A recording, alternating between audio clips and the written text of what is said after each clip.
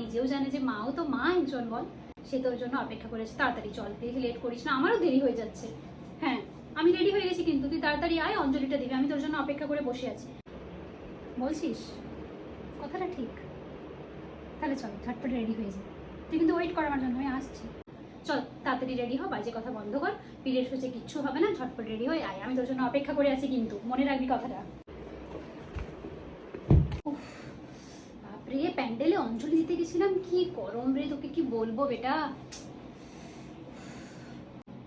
মানে তুই একাই অঞ্জলি দিয়ে চলে এলি? তুই যে আমাকে বললি যে আমরা একসাথে অঞ্জলি দিতে যাব, তুই আমার জন্য অপেক্ষা করলি না?